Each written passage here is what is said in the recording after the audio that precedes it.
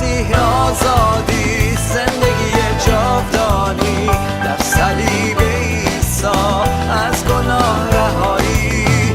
در مسیح آزادی، زندگی جاودانی در صلیب عیسی، از گناه رهایی.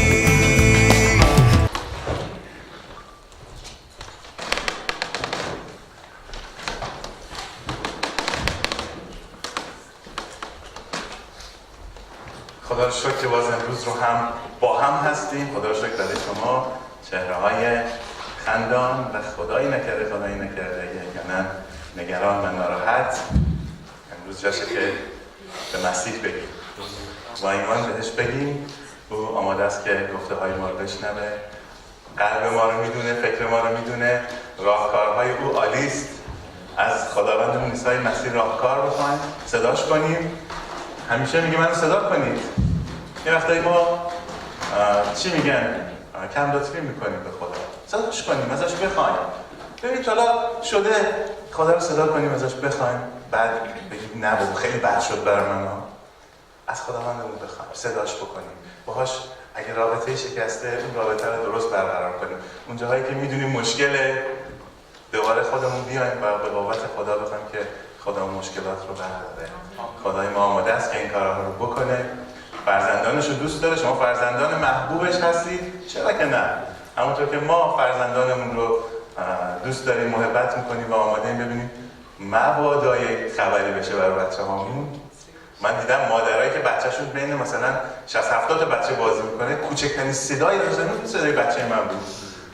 آماده است انگار مادر و پدر فرق میکنه. ببینن بچه کجای تلنگری بهش وارد شد و بود من بچه رو در آغوش بکشن و بگن مبادا نور چشم ما مشکل کوچیکی براش پیدا شده باشه. خدا رو شکر که خداوند ما اینقدر پر از فیض، آرامش، محبت، صفا، من نمیدونم هر چی دوست دارین از این خداوند واقعا در کلامش باهاش وقتی رابطه برقرار میکنیم میبینیم که چقدر پر از فیض و محبت و آرامش هستش. من دعا میکنم و جلسه امروز رو و پیغام امروز رو بکنم میشنم. شکرت میکنم ای خداوند آسمان و زمین برای امروز، برای این وقتی که داشتیم و حضور تو رو میطلبیم ای روح القدس. تو معلم راستین هستی خداوند، امروز تو مسح کن، تو لمس بکن و اون چیزهایی که خداوند تو میخوای امروز به گوش ما برسه و خداوند امروز در قلب‌های ما و در زندگی ما عمل بکنه. خداوند امروز تو صحبت کن خداوند و خداوند پیغامت رو برکت بده. به نام عیسی مسیح آمین. خدا رو شکر. قسمت‌هایی از کلام خدا رو براتون میخونم و بعد با هم میریم روی کلام اصلی. عزیزانی که دوست دارن دنبال بکنن انجیل متی فصل 13 از آیه 3. اجازه بدید من اینجا درشترش رو نوشتم، اونجا رو بخونم که یه وقت اشتباه نگم. از آیه 3 تا 23 رو براتون میخوام بخونم. انجیل متی فصل 13 از آیه 3 به بعد.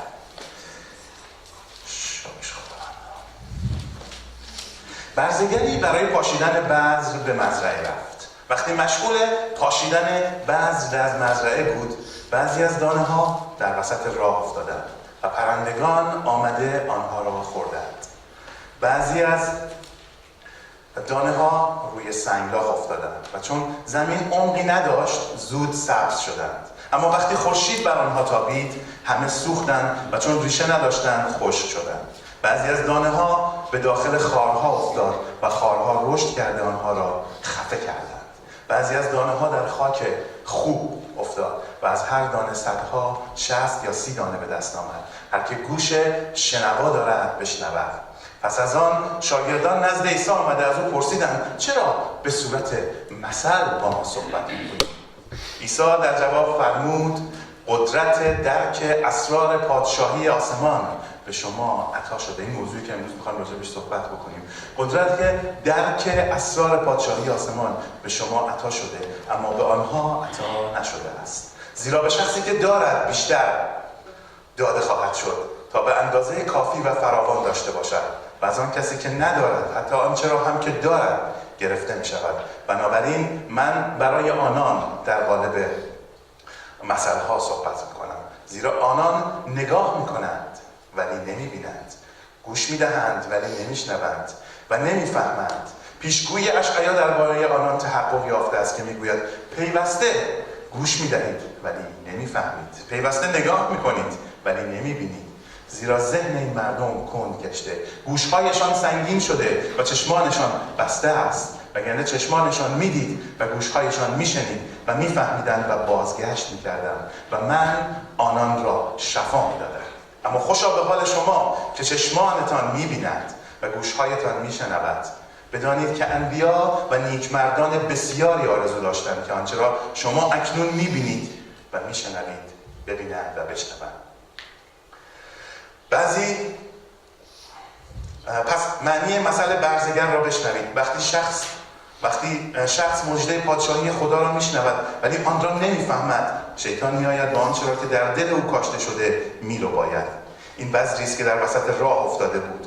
دانه‌ای که در سنگلاخ میافتد مانند کسی است که تا پیام را میشنود با شادی میپذیرد ولی در او ریشه نمیگیرد و دوام نمیآورد.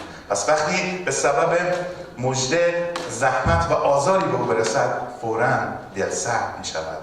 دانه‌ای که به داخل خارها افتاد مانند کسی است که پیام را میشنود اما نگرانی‌های زندگی و عشق به مال دنیا آن پیام را خفه می‌کنند و ثمر نمی‌آورد.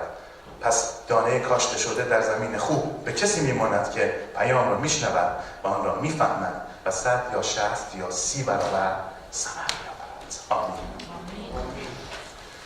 شکر برای کلام زنده خداوند.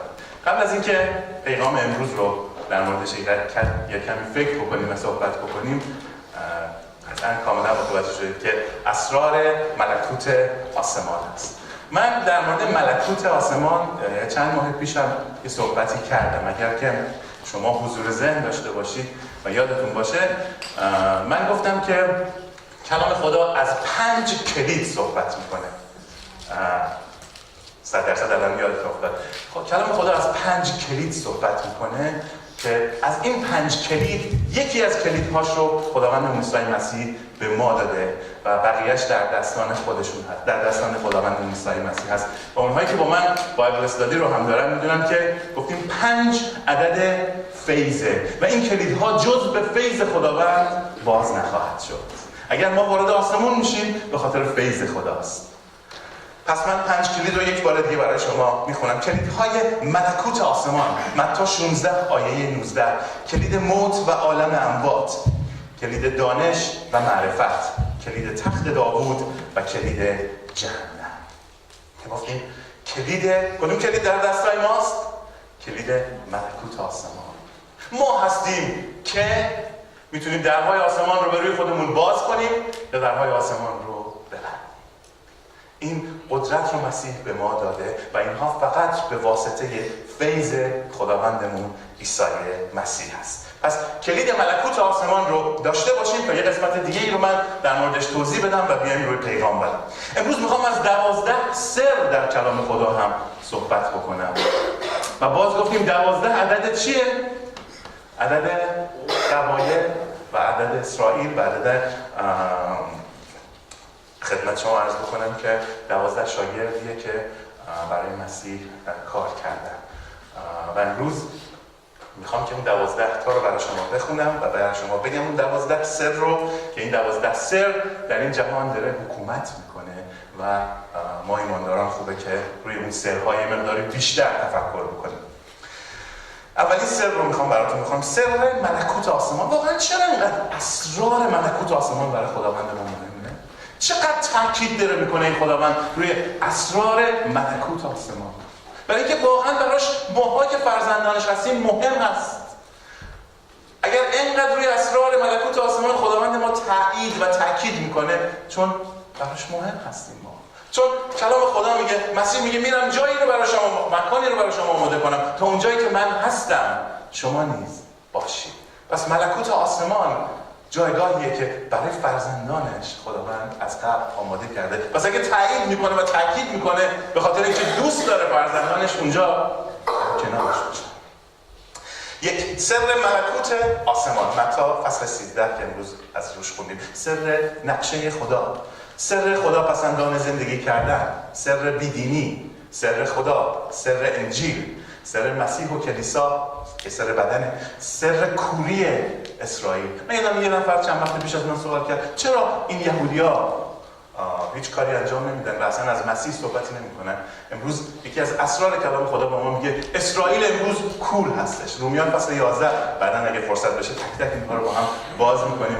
اسرائیل امروز کوره، یک کوری امروز اسرائیل رو گرفته و یعنی قوم اسرائیل و فرزندان ابراهیم به قول خودشون باید از مسیح و از بشارت مسیح صحبت بکنه. اسرائیل امروز کوره. کلام خدا در رومیان باز میگه یک حالت بی‌حسی موقت قوم اسرائیل رو گرفته و زمانی که روح خدا دوباره برمیگرده و مسیح دوباره برمیگرده اینها همه از بین خواهد رفت. سر کوری اسرائیل، سر شیطان، سر ایمان، سر روبوده شدن کلیسا، سر 7 ستاره و 7 چراغدان.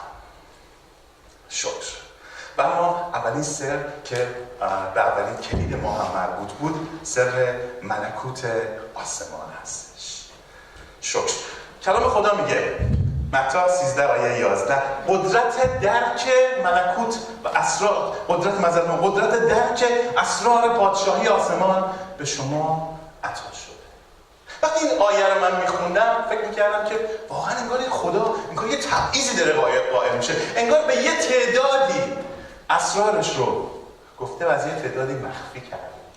این گونه است. آیا خداوندی که پر از فیض و محبت و پر از آرامش و قلبش برای تک تک انسان ها میزنه این گونه است؟ به هیچ عنوان. خیلی. خداوندی که آسمان ها و زمین رو خلق کرده میگه حاضر نیستم یک نفر حتی وارد جهنم یا اون جایی که دوری خداست بشه.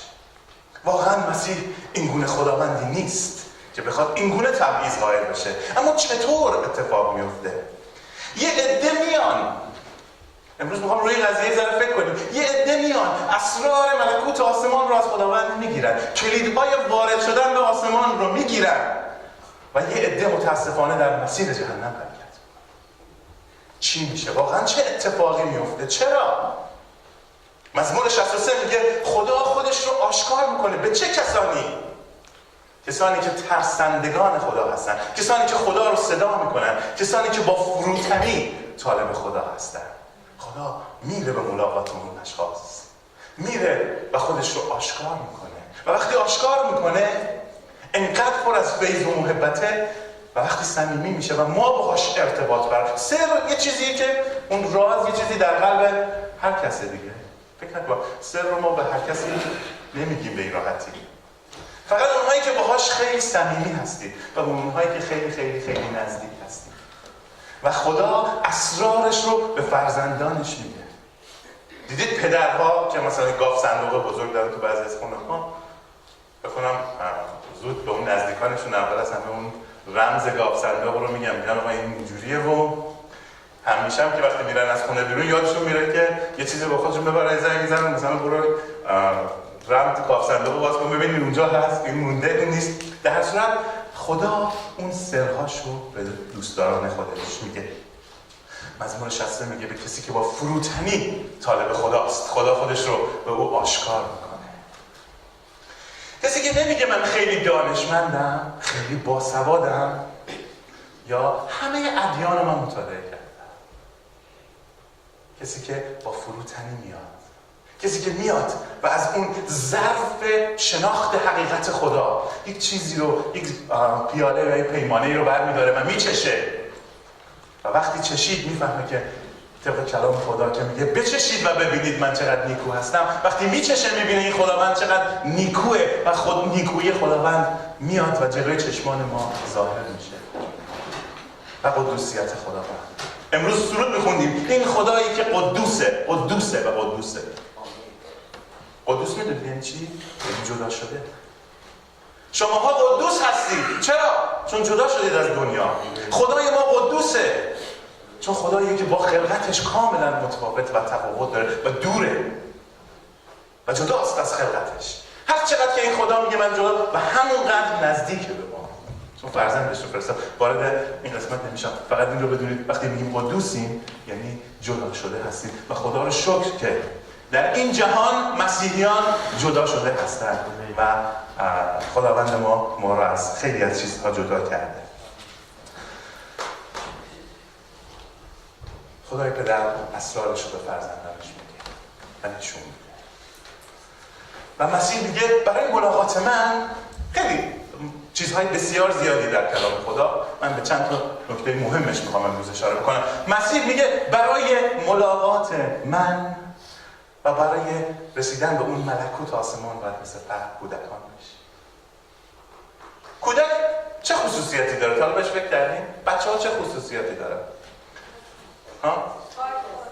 پاک هستن، بسیار عالی. دیگه هر چی رو راحت قبول میکنن، خیلی عالی. کینه تو دلشون نمیمونه. بچه‌ها خیلی زود میبخشن، خیلی زود میبخشن. بچه‌ها حرفی که میزنن همونیه که تو دل و قلب و فکرشونه. دنبال درویی و تظاهر نیستن، دنبال این نیستن که. و مسیح میگه من یه همچین اشخاصی رو برای ملکوت آسمان میخوام، اشخاصی که کینه رو تو قلبشون نگه نمیدارن، اشخاصی که زود میبخشن. این خصوصیت فرزندان منه. و میگه من دنبال یه همچین اشخاصی هستم. شما باید مثل کودکان باشید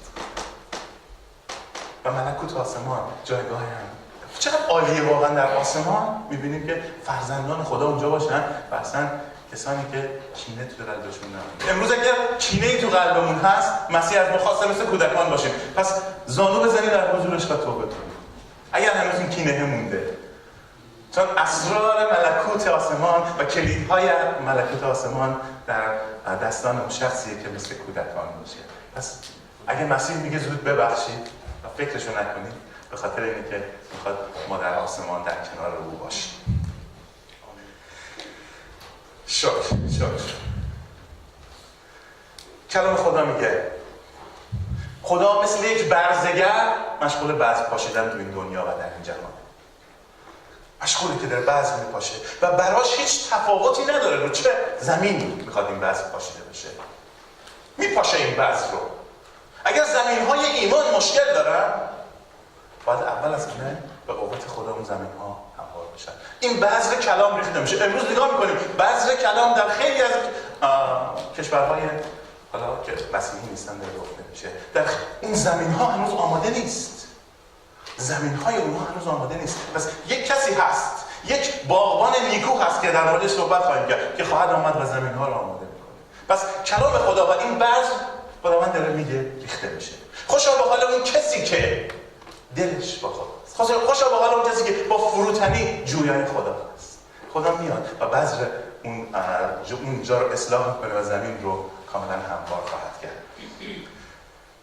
اگر زمین‌های ایمان ما مناسب نیست، پر از سنگ‌ها و خاشاک گناه دنیاست، از خداوند راه کن. او می‌فرماید باران رحمتم رو چیکار می‌کنم؟ بر تمام این زمین‌ها می‌بارونم. آفتاب فیضم رو می‌تابونم.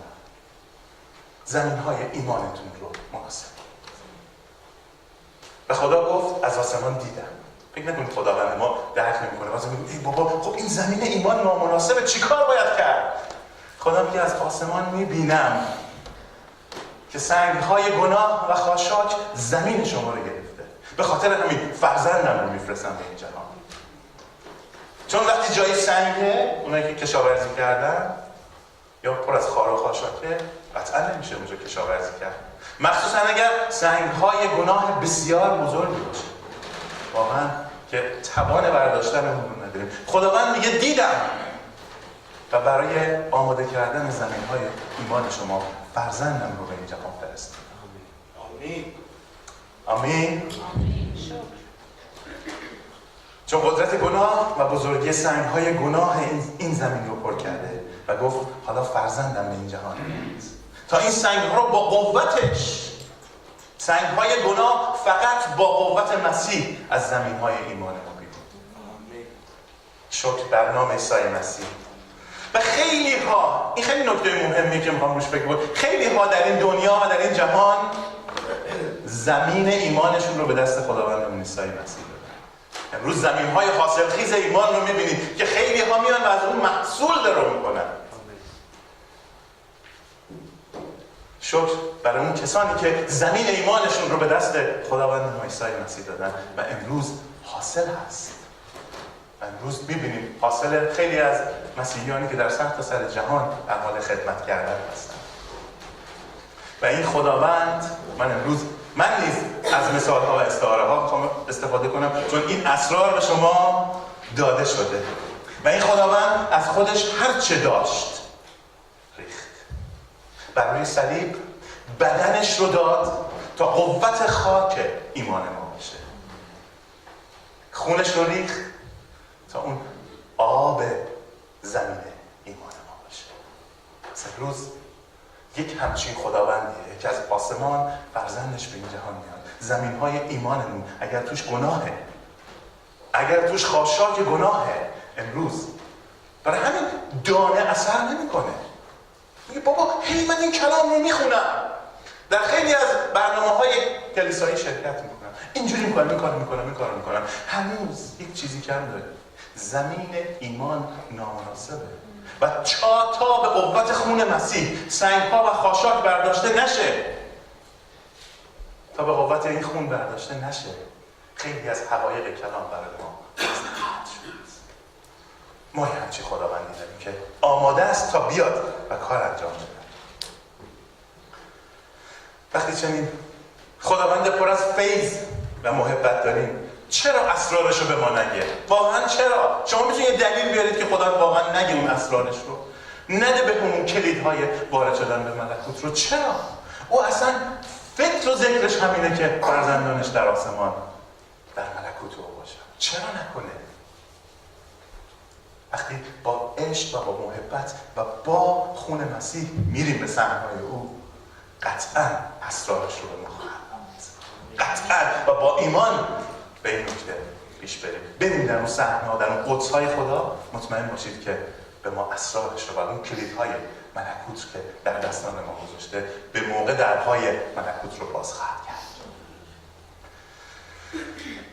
مسئله دیگه، چون باغبانی نیکوست، اون همجوری ول نمی‌کنه ها، سنگ‌ها رو برمی‌داره، زمین ایمان رو آماده می‌کنه و بعد طرز نگهداری خیلی مهمه ها. شما یه گل می‌خرید میارید تو خونتون می‌ذارید. الان من دیدم تو این چیزای چاپ کردن انگلیسی می‌ذارن تو هر گلی که شما طرز نگهداری این گل رو هم بدونید. مسیح همین کارها رو که می‌کنه، تازه طرز نگهداری از زمین ایمان رو هم به ما میگه. و امروز راهکار او و دستورالعمل او کلام خداست. اگر این کلام رو داریم، دستورالعمل نگهداری از زمین‌های ایمان رو نیز داریم. پس باز کنیم و ببینیم چی میگه کلام خدا به ما و زمین ایمانمون رو دوباره این چیزهایی که لازمه توش، کارهایی که لازمه انجام بدیم، دستورالعمل و راهکار رو هم کلام خدا برای ما مهیا کرده. شکر واقعا در نام خداوند عیسی مسیح. بعضی از این بذرها به قلب‌های سنگی افتاد. زیباست در کلام. این نکته رو میخوام همتون به یادتون داشته باشید لطفاً. متی 13 آیه 20 خیلی زیبا میگه حتی قلب‌های سنگی، کلام خدا اون لطافت کلام رو درک کرد و برای چند لحظه اون شادی، خیلی زیباست کلام خدا میگه اون شادی شنیدن مژده خداوند ما اومد تو قلب. یعنی اونهایی که سنگدل هستن، اونهایی که با نمیدونم چه طرز فکری خدا رو کنار زدن نیست، وقتی از کلام حیات بخش مسیح باهاش صحبت میکنیم، وقتی از کلام زنده خدا صحبت میکنیم، برای یک لحظه آرامش میاد به زندگیشون و یک شادی میاد. کلام خدا میگه اون شادی میاد، ولی مشکل جای دیگه است. مشکل اینه که اون دنبال مسیر راه خودشه، دنبال کار خودشه و شیطان از این موضوع ناراحته. شیطان میاد اون کلام رو دونه به دونه برمی‌داره. مبادا کسی نجات پیدا بکنه و حیات جاودان رو پیدا بکنه. قلب‌های سنگین قوت کلام خداوند توش اثر خواهد کرد. این کلام اینه. وقتی مسیح میگه این کلام من مثل یک شمشیر دولمه است، ولی که میاد و اثر میکنه و اونهایی هم که سنگدل هستن، این شادی کلام برای یک لحظه هم در قلبشون میشینه.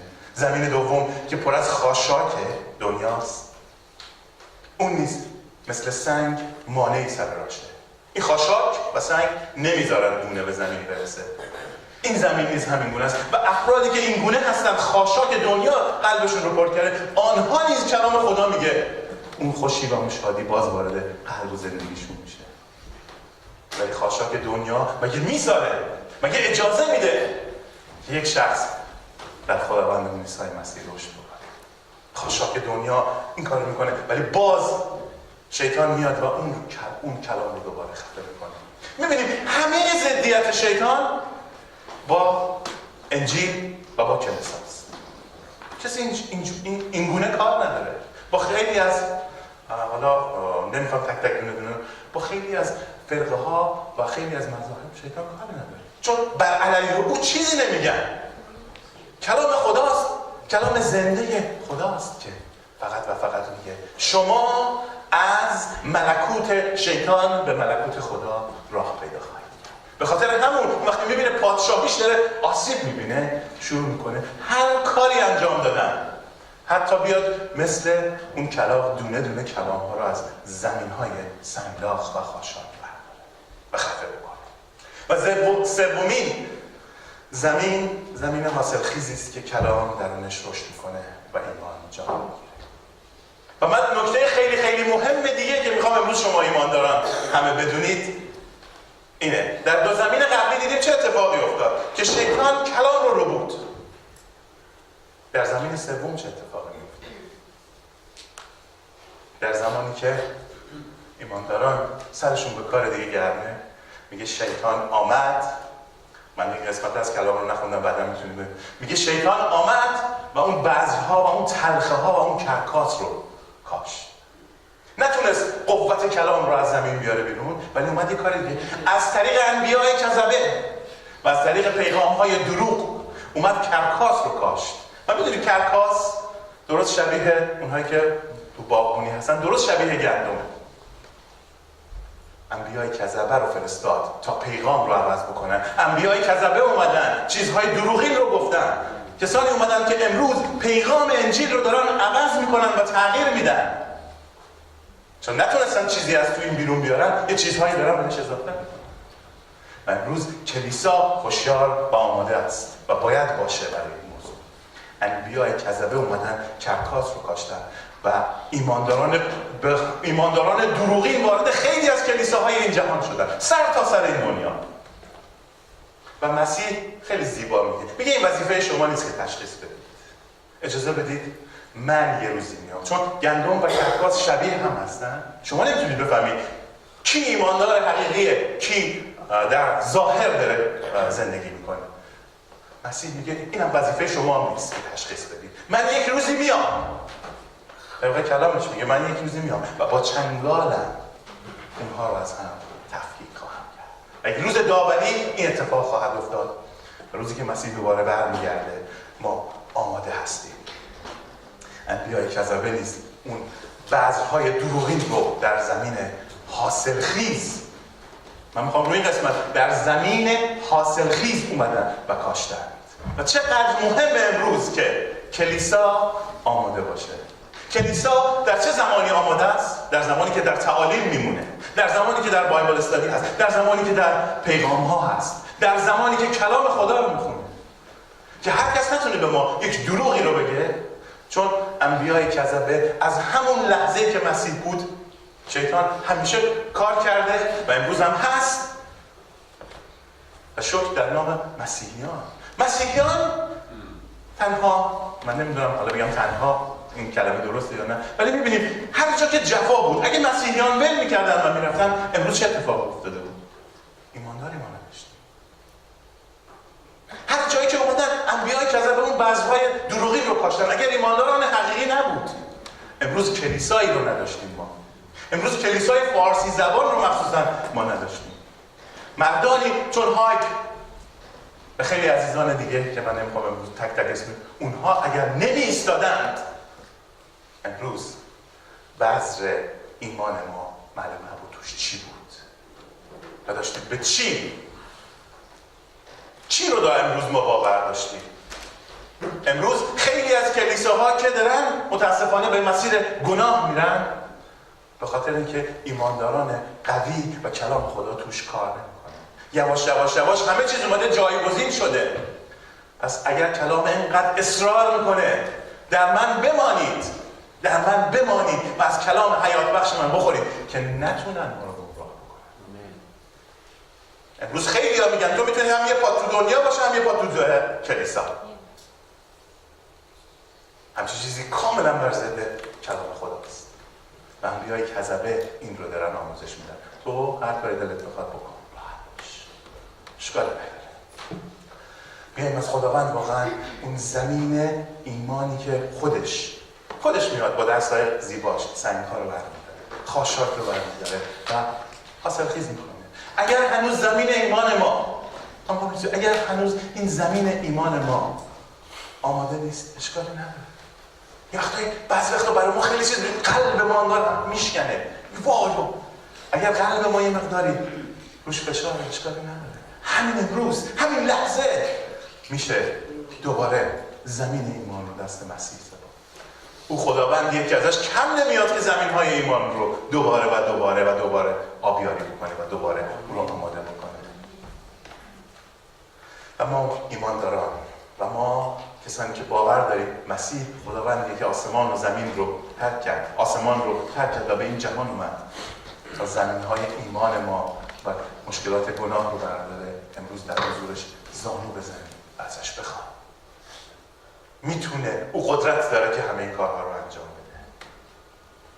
شکر برای خداوندی که اسرارش رو، سرهای درونیش رو به فرزندانش گفته. امروز تک تک ما از اسرار خداوند، سر خدا اینه که به این جهان اومد و ما رو آماده میکنه و مهیا میکنه که در آسمان در حضور او باشیم. بیاین امشب متحداً با هم دعا بکنیم و پیغام رو امروز با دعا تموم بکنیم و شکرگزاری کنیم برای خداوندی که کلیدهای ملکوت رو به دست در ناصر برده و اسرارش رو تو شکر میکنم ای خداوند آسمان و زمین برای فرزندانت، برای ایماندارانت خداوند، و به قوت خون عیسی مسیح فرمان میدم که اگر چیزهای کذبه وارد زندگی ایمان ما میشه، به قوت خون مسیح ریشه کن بشه و بسوزه و از بین بره. و به قوت نام مسیح و به قوت خون مسیح برای اون کسانی که آماده هستن تا قلبشون رو به مسیح بدن دعا میکنن. هیچ وقت برای فرزندان خدا دیر نیست. اگر هنوز این قلبمون رو آماده نکردیم، زمین ایمانمون رو آماده نکردیم، امشب میخوام عیسی مسیح خداوند، تو خداوند، قبل از اینکه بیایی و اون چنگک‌هات رو بندازی، قبل از اینکه خداوند ما رو داوری بکنی، قبل از اینکه خداوند توبیخ تو بیاد، محبت تو خداوند روی زمین‌های ما کار بکنه. امروز در حضور تو خداوند توبه میکنم. از خودم خداوند شروع کنم و میخوام که مسیح زمین‌های ایمان ما رو، اگر خار و خاشاک هست که گناه عاملشه، تو پاکسازی بکنی. هیچ کس جز تو قوت پاکسازی رو نداره. هیچ کس جز تو توان نداره خداوند آسمان زمین‌های ایمان ما رو با خونت آبیاری کنه. با خونت بشور خداوند زمین‌های ایمان رو. عیسی مسیح قوت تو بیاید ای خداوند، قوت تو بیاید ای خداوند آسمان زمین، در حضور تو و در حضور کلیسای تو خداوند متحداً از هر چیزی که امروز روح القدس در فکرمون میاره توبه میکنیم، به سوی آغوش زیبای تو برمیگردیم ای خداوند آسمان زمین. تو رو شکر میکنیم که آغوش تو همیشه برای فرزندانت بازه. تو رو شکر میکنم برای این کلیسا، برای خواهر و برادرانم، برای ایمانداران به تو خداوندم. خواهر و برادرانم رو محافظت کن مسیح، اونها رو برکت بده ای خداوند و همراهشون باش. خواسته دلشون رو امشب مسیح تو بشنو، کنارشون باشه عیسی مسیح. و اگر هر نیازی هست، نیاز شفا، نیاز نجات، نیاز هر چیزی خداوند در زندگیشون هست، برکت از هر نظر خداوند تو براشون مهیا کن. تو خداوند مهیا کننده و یهوه مهیا کننده هستی. کلیسایت رو برکت بده. خوشی و شادیت رو از آسمان میخوام برای این کلیسا و برای خواهر و برادرانم. به نام عیسی مسیح خداوند آمین. خدا همه شما رو برکت بده.